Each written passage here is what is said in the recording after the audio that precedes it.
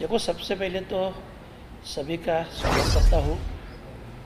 आप सभी को मालूम है, एक 4-5 साल से नवी मुंबई अंतर्राष्ट्रीय विमानतल जो बन रहा है, और इसी विमानतल को स्वर्गीय दिबा पाटिल साहब, जो इस देश के नेता थे, जिन्होंने बहुत से ऐसे डिसीजन लिए जो हमारे देश की माँ बहनों के लिए है, हमारे फार्मर लोग के लिए है, ओबीसी समाज के लिए है। तो ऐसे जो हमारे देश के नेता थे स्वर्गीय दिबा पाटिल साहब, जो 5 बार एमएलए थे, विरोधी पक्ष नेता थे, 2 बार सांसद थे, इतना सब होने के बावजूद भी आखिरी समय वो जिस घर में रहते थे, वो घर लोगों ने श्रमदान से बना के दिया था, उसी घर में रहते थे। ऐसे प्रामाणिक नेता जिनका नाम नवी मुंबई अंतर्राष्ट्रीय विमानतल को लगना चाहिए, ये सभी पार्टियों की तरफ से सभी पार्टी के नेता,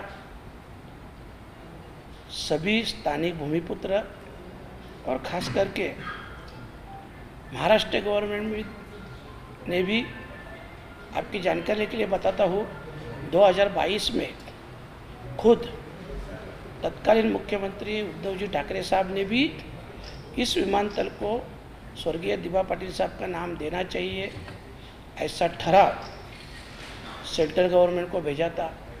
उसके बाद यूपी के सरकार ने भी यही सेम ठराव, जो कि एक ही नाम से स्वर्गीय दिबा पाटिल साहब के नाम से केंद्र सरकार को भेजा, पर अभी तक उसके बारे में कुछ भी डिसीजन नहीं हो रहा है। आपको मालूम है, ऐसा समझ रहा है कि आने वाली 30 तारीख को, मतलब बराबर आज से 18 दिन के बाद, उस एयरपोर्ट का उद्घाटन होने जा रहा है, जबकि हमारी सबकी मांग है कि उद्घाटन से पहले स्वर्गीय दिबा पाटिल साहब का नाम देना चाहिए। और मैं यही कहूँगा कि स्वर्गीय दिबा पाटिल साहब के जो काम थे, उसने इस देश के लिए जो काम के माध्यम से योगदान दिया है, उसकी ऊंचाई इस एयरपोर्ट से कहीं ज़्यादा है। और इस एयरपोर्ट को उनका नाम देने से एयरपोर्ट की ऊंची बढ़ जाएगी, उनकी नहीं, क्योंकि वो तो देश के नेता थे। बस इसी मांग को लेके आने वाली 14 सितंबर को हम लोग भिवंडी से रैली निकाल रहे हैं। शुरू में आपकी जानकारी के लिए बताता हूँ, जब इस रैली का नियोजन की बात हुई, सिर्फ 4 व्हीलर गाड़ी है और समाज के सिर्फ आगरी कोली स्थानिक भूमिपुत्र समाज के सिर्फ युवा लोगों को मैंने आह्वान किया था।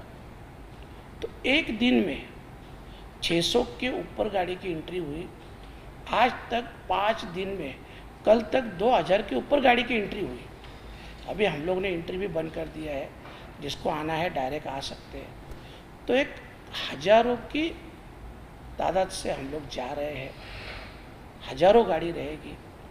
मुझे मालूम है, ये जो सभी लोग आ रहे हैं, ये सिर्फ और सिर्फ दिबा पाटिल साहब के सम्मान के लिए आ रहे हैं। उनके प्रति जो समाज का प्यार है, समाज की जो श्रद्धा है, उसके कारण इतनी बड़ी संख्या से 4 व्हीलर लेके सभी युवा आ रहे हैं। हम लोग इस माध्यम से राज्य सरकार और केंद्र सरकार का ध्यान इस मुद्दे पे आकर्षित करना चाहते हैं, ताकि ये अभी उद्घाटन की घड़ी नज़दीक आई है, तो उसके पहले ये नामकरण होना चाहिए। ये हमारी स्पष्ट भूमिका है। और अगर उसके पहले ये नामकरण नहीं होगा, तो इससे भी बड़ा आंदोलन, क्योंकि ये तो एक ट्रेलर है, कुछ ही दिनों में आह्वान करने के बाद हजारों गाड़ी अगर समर्थन में आ रही है तो इसका मतलब लोगों में जागृति हुई है। और अगर उद्घाटन से पहले नाम नहीं दिया तो लाखों लोग इस मोर्चा में शामिल होने वाले हैं। और मेरा कहना एक ही है कि अगर स्टेट गवर्नमेंट ने एक ही नाम दिया है तो सेंट्रल गवर्नमेंट ने जल्द से जल्द उसका निर्णय लेना चाहिए। बस हम लोग यही चाहते हैं। आने वाले उनका क्राइटेरिया क्या होगा? मतलब जैसे अगर कोई आना चाहता है तो उनको एंट्री करना पड़ेगा या आपके ऑफिस वालों से जो है कांटेक्ट करना पड़ेगा, कैसे? नहीं, ये देखो, ये सब सेफ्टी के लिए हम लोग ने किया है कि सभी गाड़ी का नंबर, ड्राइवर का नाम, नंबर, ये सब हम आरटीओ में भी देने वाले हैं।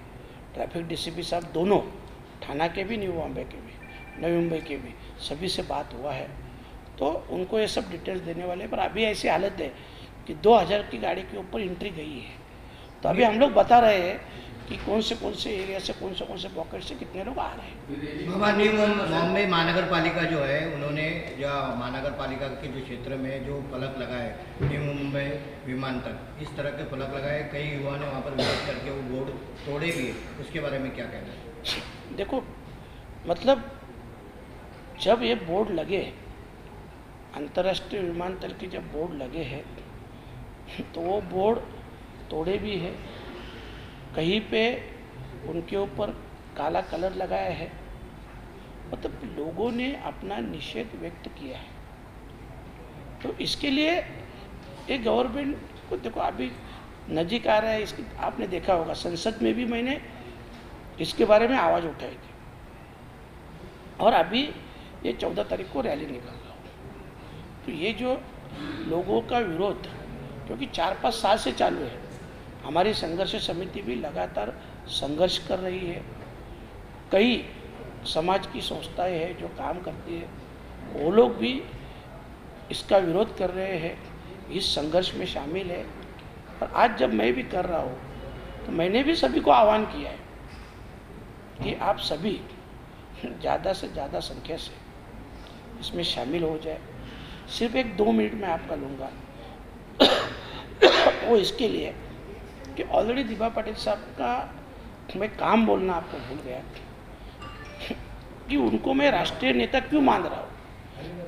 देखो 1989 में जब स्त्री भ्रूण हत्या का कायदा पारित हुआ, वो कायदा महाराष्ट्र विधानसभा में दिभा पाटिल साहब ने पारित किया। उसके बाद में 1994 में सेंटर के गवर्नमेंट ने भी उसकी दखल ली और पूरे देश में इस स्त्री भ्रूण हत्या का कायदा लागू। जो फार्मर लोग का था, जगह के बदले में जगह, पहले आप देखते थे सेंटर का हो या स्टेट का हो, जो भी प्रोजेक्ट निकलता था उसमें से कुछ छोटी मोटी अमाउंट दे के फार्मर को खुश किया जाता था, चुप करते थे और प्रोजेक्ट करते थे। पर उसके बाद में दिभा पाटिल साहब ने क्लियर कट एक आंदोलन किया। तो उस आंदोलन के माध्यम से उन्होंने शासन को पता है कि भूमि की बदले में, मतलब जगह के बदले में जगह मिलनी चाहिए। और जो 12.5% का जो फार्मर के बाजू से डिसीजन हुआ, वो भी स्वर्गीय दिभा पाटिल साहब ने किया, जो पूरे देश में लागू हुआ। जो कुल कायदा आपको मालूम है, कुल कायदा तो 1948 में पारित हुआ था, मतलब मंजूर हुआ था, जिसकी दखल खुद डॉक्टर बाबा साहेब आम्बेडकर ने ली थी। तो उसके बाद में 1957 से लेकर 1965 तक दिभा पाटिल साहब खुद MLA थे, उन्होंने इसका फॉलोअप लिया। और ये जो कायदा था, ये GR सहित पारित किया महाराष्ट्र में। इसके बाद में वो पूरे देश में लागू। और इससे और एक बात बता दूं कि जब मंडल आयोग की सिफारिश लागू करना था पूरे महाराष्ट्र में, तब OBC का उसी समय 1984 में OBC का महाराष्ट्र का नेतृत्व दिभा पाटिल साहब कर रहे थे। मेरा कहने का मतलब यही है कि उनका जो काम है, आज भ्रूण हत्या का जो हुआ सब हमारे माँ बहनें बेटियाँ हमारी पूरे देश की, उनके लिए कानून लागू हुआ। पूरे देश के फार्मर के लिए कानून लागू हुआ। ओबीसी को जो पूरा हक मिला उसका भी महाराष्ट्र का उन्होंने नेतृत्व किया था। ये सब उनके काम देखेंगे, पूरे देश लेवल के काम। और इसके लिए हम बोलते हैं कि इस विमानतल को, उनका एयरपोर्ट को नाम मिलना चाहिए, जिससे एयरपोर्ट की ऊंची बढ़ जाएगी। दिबा पाटिल साहब की नहीं, दिबा पाटिल साहब की ऊंची तो बहुत ज़्यादा है, क्योंकि वो देश के नेता थे। महाराष्ट्र राज्य सरकार नाम की घोषणा करने के लिए इतना विलंब कर रही है, क्या आपको क्या लगता है, क्यों कर रही है, क्या वजह नहीं, है? महाराष्ट्र सरकार विलंब नहीं कर रही है। महाराष्ट्र सरकार ने वो ठराव सिर्फ एक ही नाम का, दिबा पाटिल साहब के नाम का ठराव सम्मत करके सेंटर में भेजा है। वो सेंट्रल गवर्नमेंट उसके ऊपर डिसीजन नहीं ले रही, वहाँ पे रुक गए। तो देखो अभी 30 तारीख को अगर उद्घाटन है, ओपनिंग है, तो सिर्फ 17-18 दिन बचे हैं और अभी भी उनका नाम अनाउंस नहीं हो रहा है। मतलब सरकार के मन में कुछ अलग है, कुछ अलग मंशा है, और इसके लिए पूरे सभी के मन में एक संभ्रम है, और इसके लिए हम लोग एक आंदोलन करते हैं। Thank you. Speed news Bharat.